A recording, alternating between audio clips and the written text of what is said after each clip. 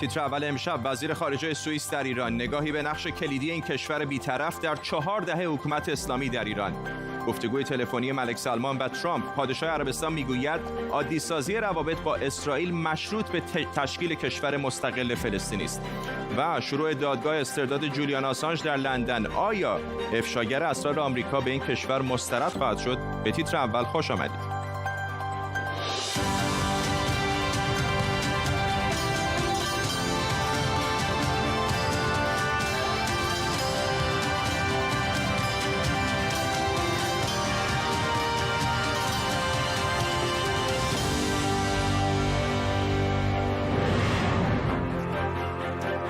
سلام بر شما. وقتی بعد از کشته شدن قاسم سلیمانی احتمال یک درگیری تمام عیار بین آمریکا و ایران بیش از همیشه بود، فکسی رمزنگاری شده از واشنگتن به سفارت سوئیس در تهران رسید که به مقامات ایران میگفت دست به افزایش تنش نزنیم. این رو اون موقع وال استریت ژورنال به نقل از یک مقام آمریکایی منتشر کرده بود. سوئیس از زمان قطع رابطه دیپلماتیک تهران و واشنگتن حافظ منافع آمریکا در ایران بوده. نقش سوئیس در این 4 دهه حساس، کلیدی ولی بی سر و صدا بوده. حالا وزیر خارجه این کشور در ایرانه و درباره صلح، توسعه اقتصادی و حقوق بشر با همتای ایرانیش گفتگو کرده. نقش سوئیس جدا از رابطه ایران و آمریکا حالا با راه اندازی کانال مالی برای ارسال دارو و مواد غذایی به ایران مهمتر از همیشه شده.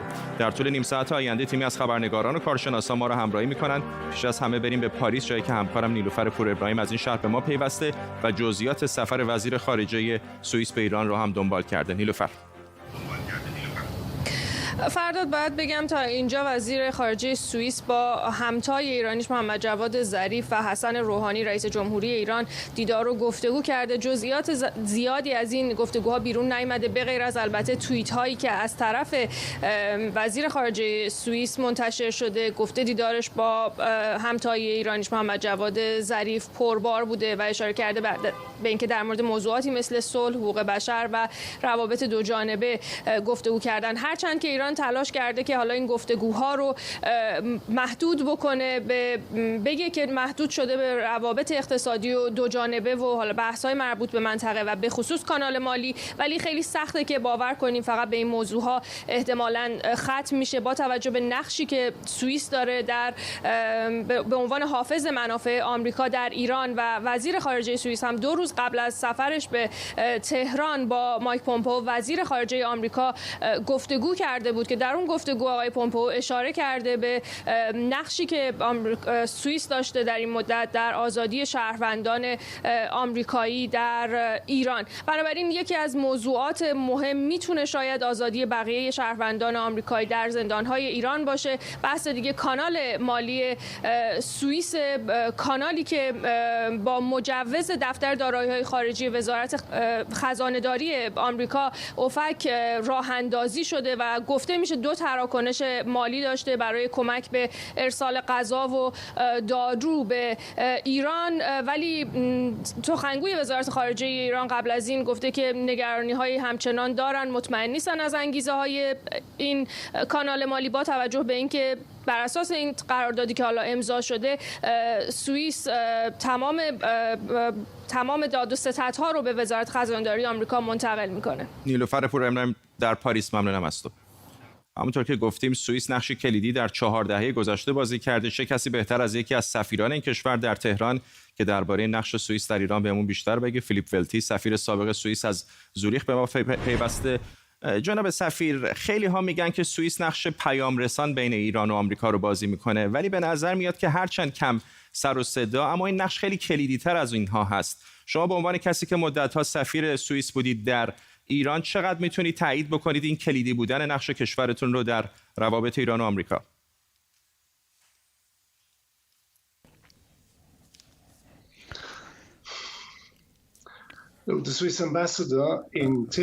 سفیر سوئیس در تهران که من 15 سال پیش بودم، 10 سال پیش سفیر بودم، مسئول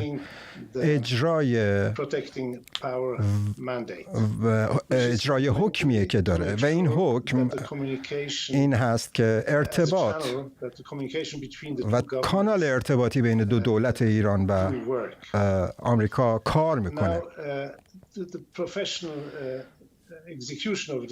اجرای حرفه‌ای این حکم ایجاب میکنه که ما باید بدونیم که جریان این کانال ارتباطی چی هست و باید کاملا بسیار وفادار بمونیم به این پیام ها و دقیقاً پیامی رو ارسال بکنیم که منظور پیام فرستنده بوده و باید مرحله دومی که بسیار محرمانه هستند و باید ما به محرمانه بودن این پیام ها عمل بکنیم و اینکه خیلی هم سرعت عمل داشته باشیم.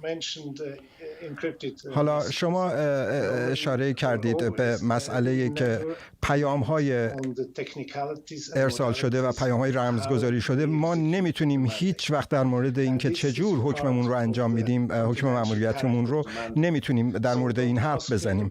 بنابراین هیچ سوالی در این زمینه از من نکنید چون نمیتونم در این مورد صحبت بکنم. اما معتقدم که پیام‌های ارسال شده بین دو کشور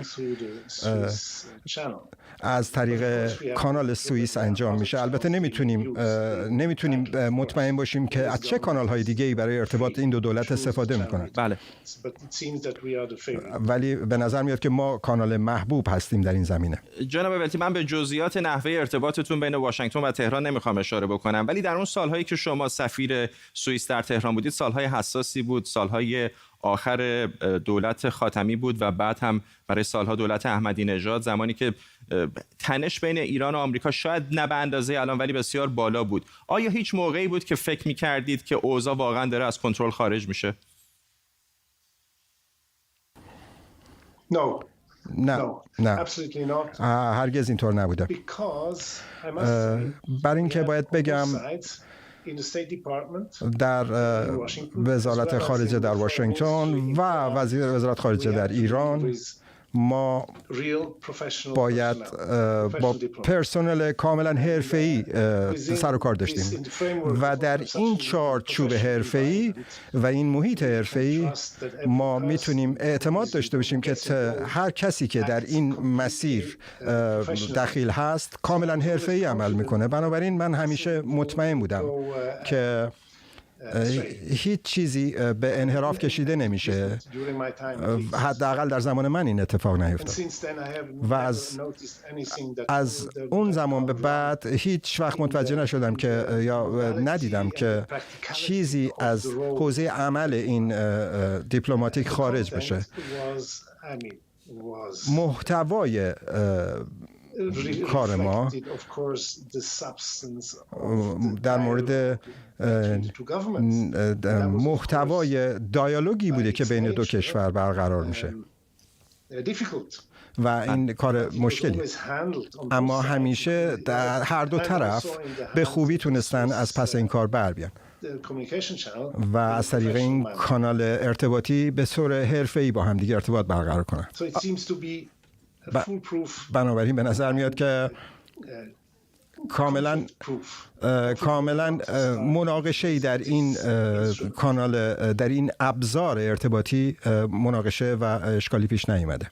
آقای ولتی، همه معتقد هستند که سوئیس به هر حال کشوری بی‌طرف هست، حتی در اتحادیه اروپا نیست، سعی میکنه سیاستاش مستقل باشه، ولی تحریم‌های آمریکا علیه ایران خب بسیار همه جانبه هست. شرکت‌های بین‌المللی که میخوان با ایران معامله بکنن این خطر وجود داره براشون که تحت تحریم‌های آمریکا قرار بگیرن. به نظر میاد که ایران یه نیم نگاهی هم به سوئیس داره به امید اینکه شاید یک راهکاری بتونه پیدا بکنه خارج از مکانیزم‌های فعلی که به کمک ایران بیاد برای تراکنش‌های مالی. فکر میکنید که چقدر دولت سوئیس میتونه نقش پررنگی در اینجا بازی بکنه و اصولاً آیا چنین علاقه‌ای در سوئیس وجود داره که به ایران کمک بکنه؟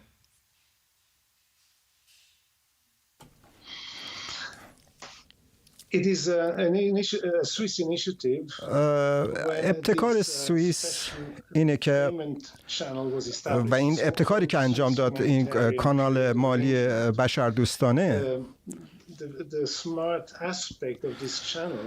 یکی از ویژگی‌های هوشمند این کانال اینه که بین افراد در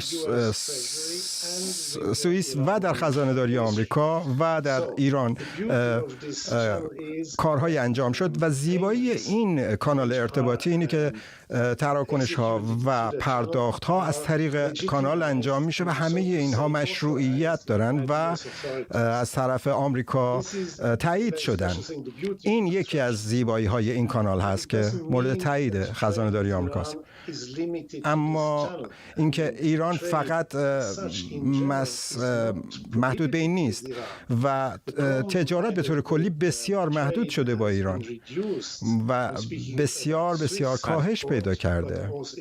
نه فقط صادرات سوئیس بلکه بقیه صادرات اروپایی به ایران بسیار کم شده و تحت تأثیر این تحریم‌های فلج کننده بانکی قرار گرفته، به خاطر اینکه تحریم‌های آمریکایی نه فقط بانک‌های آمریکایی بلکه سیستم مالی اروپا هم فلج شده و بسیار دشواره که تجارت به صورت مشروع و قانونی انجام بشه. اگر ایران هستید بخواید یک ماشین بخواید مثلا بفروشید به ایران، این امکان هست این کار رو کرد، میشه خرید و فروش انجام داد و اما مشکل مسئله پرداخته. بله. پرداخت ها و کانال های دیگه‌ای برای پرداخت هست ولی محرمانه است و مجبورن محرمانه نگه دارن. بله. جناب سفیر، متاسفانه وقت برنامه ما محدود هست. من بعد همینجا ازتون خداحافظی بکنم به خاطر ترجمه همزمان، نمیخواستم وسط حرفتون بپرم. فیلیپ ولتی، سفیر سابق سوئیس در تهران از زوریخ با ما. ممنونم. پادشاه عربستان سعودی به رئیس جمهوری آمریکا گفته شرط برقراری رابطه با اسرائیل تشکیل کشور مستقل فلسطینیه. ملک سلمان گفته که عربستان هنوز طرح صلح 2002 رو قابل اجرا میدونه. طرحی که اسرائیل ایجاد کشور فلسطینی رو به رسمیت بشناسه و از سرزمین‌های اشغال شده در سال 1967 عقب نشینی کنه. مسعود الفک، مدیر بخش فارسی العربیه از دبی با ما. آقای الفک، به شکلی عربستان برای خیلی از کشورهای منطقه شاید بشه لغت برادر بزرگتر رو ایفا میکنه. فکر میکنید این که عربستان سعودی برخلاف امارات حاضر نیست در شرایط فعلی اسرائیل رو به رسمیت بشناسه، باهاش روابط عادی برقرار بکنه، چقدر میتونه تاثیر بذاره رو کشورهای دیگر عرب منطقه که آمریکا امیدوار بود بتونه اونها رو متقاعد کنه با اسرائیل روابط دیپلماتیک برقرار کنن؟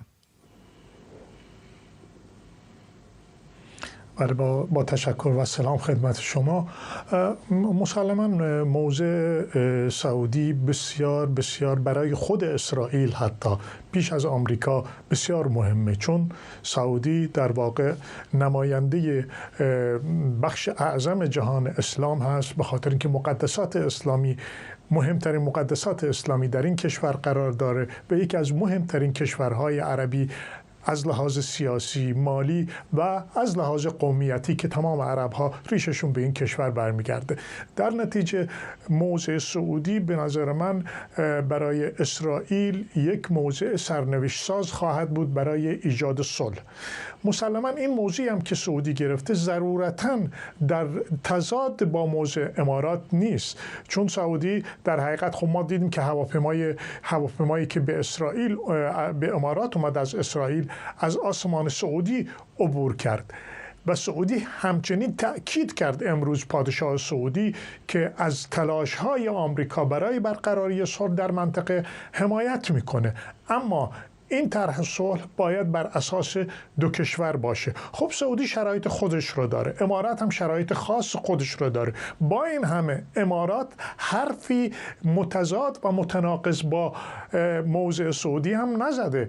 اگر به سخنان یک هفته پیش ولیعهد امارات برگردیم، در ملاقات با شهروندان فلسطینی مقیم امارات تأکید کرد که امارات متحده عربی خواستار ایجاد دولت مستقل فلسطینی و به پایتختی قدس شرقی هست. در کل در استراتژی ها به نظر من تفاوت چندانی بین موضع امارات و سعودی وجود نداره، ولی اون چی که هست تاکتیک های رسیدن به این مسئله هست. مسلما کشورهای منطقه بر اساس شرایط خودشون حرکت میکنن و نمیتونن از یکدیگر موضعشون رو گرته برداری بکنن. این نکته که اشاره میکنید به استراتژی امارات و عربستان جالب هست. فکر میکنید که آیا به شکلی در واقع با حسن نیت، اگه بشه این کلمه رو براش استفاده کرد، حسن نیتی که امارات نشون داده و اسرائیل رو به رسمیت شناخته و حالا عربستان هم آسمانش رو باز کرده ولی میگه که باید یک کشور مستقل فلسطینی تشکیل بشه، این توپ رو در زمین اسرائیل نخواهد انداخت که به هر حال باید یک فکری به حال سرزمین‌های فلسطینی بکنن؟ دقیقاً شما روی نکته بسیار بسیار مهم و حساسی انگشت گذاشتید. به نظر من الان مرحله راستی سنجی اسرائیل هست. بسیاری از کشورهای منطقه روی این مسئله دارن به این مسئله نگاه میکنن که آیا اسرائیل صداقت برقراری صلح رو داره. امارات گام اول را برداشت. همه منتظر هستن ببینن آیا اسرائیل میپذیره که دولت مستقل فلسطینی ایجاد بشه. اون هم اماراتی که داره تأکید میکنه که باید دولت مستقل فلسطینی ایجاد بکنه و باید قدس شرقی هم پایتخت این دولت باشه. در حقیقت توپ در زمین اسرائیل هست. راستی سنجی اسرائیل میتونه سرنوشت صلح رو در منطقه تعیین بکنه و این صلح حالا جنگی شاید نباشه، اما وجود اسرائیل در این منطقه بدون اینکه رابطه حقیقی اقتصادی، فرهنگی و حتی انسانی با کشورهای همسایه خودش نداشته باشه، در دراز مدت به نفع این کشور نیست. مسعود الفک، مدیر بخش فارسی العربی از دبی، ممنونم از شما. و اما نوواک جوکوویچ قهرمان تنیس جهان برای ضربه‌ای که از سر دلخوری به توپ زد و از بخت بعدش به خط نگهدار خورد از مسابقات تنیس آزاد آمریکا اخراج شد.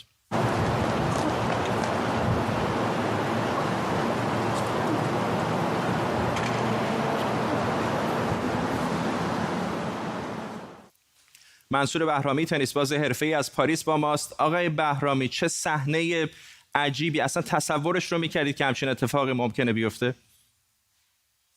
درود بر شما. ببینید متاسفانه این اتفاقا گاهی اوقات بیفته، منتها اگر این کار خواستنی باشه که از عمد باشه میتونه خیلی بیشتر به بازیکن لطمه بزنه و حتی به اون داور.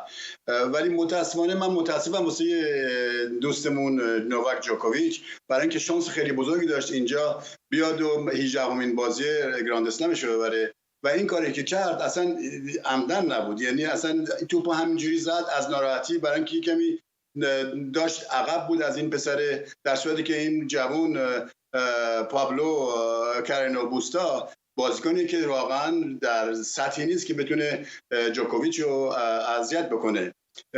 ولی جوکوویچ یه اشتباهی بزرگی کرد و این کارو کرد و شاید تمام اینا از نظر این زمانی که ما هستیم، کووید و کرونا ویروس و اینا در شرایط سختی هستن. بازیکن‌ها از اتاقشون بیرون نمیتونن برن یا میتونن بیان بازیشون بکنن بعدم برگردن خونه. بعد قوانینی هستش توی تنیس که یکی شما توپو به داور یا به داور کنار زمین یا اینکه خط نگهدار یا اینکه توپ جمع کن یا تو تماشاچی بزنید، جرم چیزش اینه که تنبیه میشید و بازنده اعلام میشید. این قانونی که میگید خیلی جالبه، چون خیلی از بینندگانمون دیدم در شبکه‌های اجتماعی میپرسیدن که آخه این که قصد و غرضی نداشته، به نظر ناخودآگاه خورده، بعدم رفته عذرخواهی کرده. مثلا در بازی مثل فوتبال شاید این واقعا هیچ اتفاقی بعدش نیفته، ولی به نظر میاد که تنیس سر این موارد خیلی جدی هستن. ببینید این کار میتونه خطرناک باشه. شما ببینید این خانم این توپ خورد به گلوش، میتونه خیلی خطرناک باشه. یا مثلا فرض کنید 6-7 سانتی متر بالاتر بخوره به چشم این خانم که اصلا این خانم جوکوویچ نگاه نمی‌کرد. اگر نگاهش به جوکوویچ بود میتونه خودش سرش بکشه کنار و توپ بهش نخوره، ولی چون نگاه نمی‌کرد جوکوویچو، این توپ بهش خورد و اگر می‌خورد مثلا به چشمش، فکر کنید اصلا چشمش رو از دست میداد. در هر صورت این جوکوویچ خودش از این بابت خیلی متاسفه و همونجور هم که دیدیم که از همه هم عذرخواهی کرد و من امیدوارم که بتونه از سرش بیاد بیرون و برای مسابقات اوپن فرانسه بتونه بازی خوبی انجام بده، برای اینکه یکی از شانس‌های خیلی بالای مسابقات فرنچ اوپن هم هستش. ولی در هر صورت این مسائل پیش میاد و ممکن بود مثلا بتونن بیا ارفاقی بهش بکنن، مثلا بهش بگن خب حالا مثلا گیم پنالتی به جای اینکه مثلا بگن دیسکوالفای، یعنی اصلا از بازی اخراجش بکنن، بهش ازش یک گیم بگیرن که بشه یک ست به ضررش. آقای بهرامی، همچین اتفاقاتی پیش میاد. شما خودتون به صورت نمایشی هم تنیس بازی میکنید و حرکات خب خیلی پیچیده‌تری هم در مواردی انجام میدید. برای شما یا هیچ وقت همچین اتفاق مشابهی افتاده بود؟ من برام اتفاق افتاده مثلا شاید 40-50 سال پیش، نه این اواخر نه، ولی ممکنه شما یه موقعی عمدن اگه شما این کارو بکنید که اصلا میتونید محروم شید، 6 ماه 1 سال از تنیس محروم شید. ولی این چون کارش عمدی نبود، حالا یه جریمه ممکنه 100,000-200,000 دلاری بهش بکنن و در ضمن جایزه پولیش هم نمیگیره و در ضمن امتیازایی هم که آورده، پوانایی هم که آورده توی مسابقات اونم بهش نمیدن. ولی خب بزرگترین چیزش این بود که مسابقات و شانس اولش بازی‌ها بودش و نمیتونه بازی رو ادامه بده. این امیدوارم که براش درس خوبی باشه، با اینکه میدونیم که قهرمان خیلی بزرگیه و میدونید این بازی رو اگر میتونست ادامه بده شانس 99% اول میشد و میومد 18 تا بازی گراند اسلم درست قبل از نادال و فدرر، که فدرر 20 تاست، نادال 19 تا و این 18 تا. فکر کنید چه هیجانی وارد میشد در مسابقات اوپن فرانسه. بله، ممنونم از شما. منصور بهرامی، تنیس باز حرفه‌ای از پاریس با ما. امروز دادگاه اینجا در لندن بررسی پرونده استرداد جولیان آسانژ، بنیانگذار وبسایت افشاگر ویکیلیکس رو به آمریکا از سر گرفته. اما آسانژ کیه و دلیل این همه جنجال چیه؟ جولیان آسانژ متولد 1971، روزنامه‌نگار، برنامه‌نویس، کنشگر و از بنیانگذاران سایت افشاگر ویکیلیکس. ویکیلیکس به عنوان یک رسانه اینترنتی هدفش رو افشاگری برای ایجاد شفافیت در عملکرد دولت‌ها توصیف می‌کنه.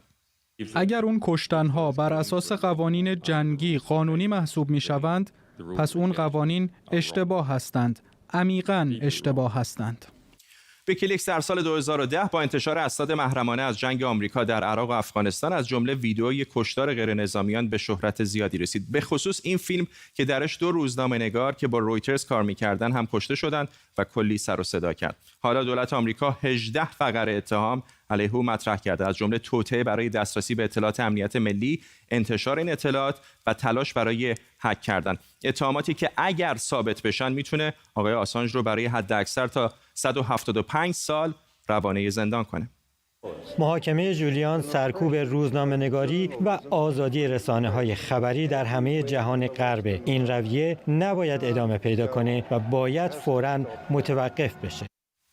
سوئد در سال 2010 میلادی آسانژ رو به اتهام آزار جنسی مورد پیگرد قضایی قرار داد. اما آسانژ گفت این اتهامات باطله و تله‌ای برای استرداد اون به آمریکا. آقای آسانژ اون موقع در لندن بود و بعد از اینکه در سال 2012 دادگاهی در انگلستان رأی به استرداد او به سوئد داد، اون برای جلوگیری از این استرداد به سفارت اکوادور پناهنده شد. جدالی دیپلماتیک که برای 7 سال ادامه داشت تا اینکه فروردین پارسال اکوادور پناهندگیش رو لغو کرد و پلیس انگلیس آسانژ رو بازداشت کرد. اکوادور دلیل لغو پناهندگی آسانژ رو زیر پا گذاشتن قوانین بین‌المللی اعلام کرد. مژگان غفاری، همکارم از روبروی دادگاه مرکزی کیفری انگلستان از لندن با ماست. مژگان، چه گذشت امروز در دادگاه؟ فردا دادگاه حدود نیم ساعت پیش تموم شد. آقای آسانژ از یک در دیگه‌ای که در واقع در خروجی ماشین ها هست از اون خیابون اون طرف خارج شد و اینجا رو ترک کرد. منتها جلسه در 2 قسمت صبح و بعد از ظهر بود.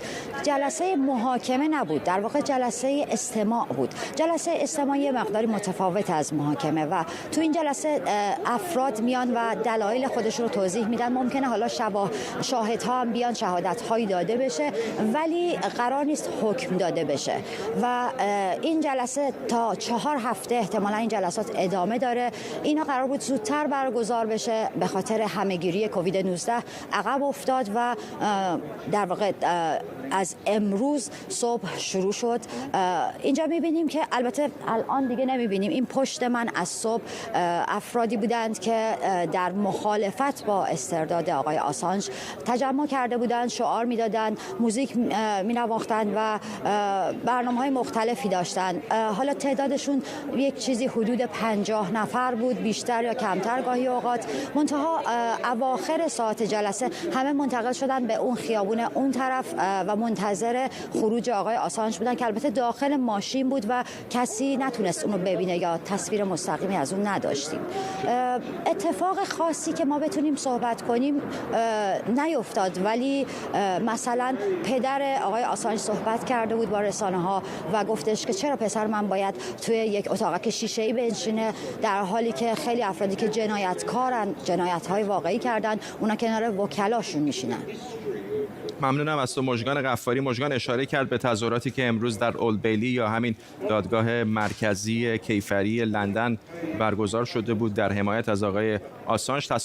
تصاویری که پیشتر در همین باره ضبط شده بود رو در سمت راست تصویر می‌دیدید. همونطور که مژگان هم اشاره کرد این دادگاه فعلا در مرحله استماع است و نتیجه نهاییش تا چند هفته دیگر معلوم خواهد شد. به این ترتیب می‌رسیم به پایان تیتر اول امشب. تا فردا، بدرود.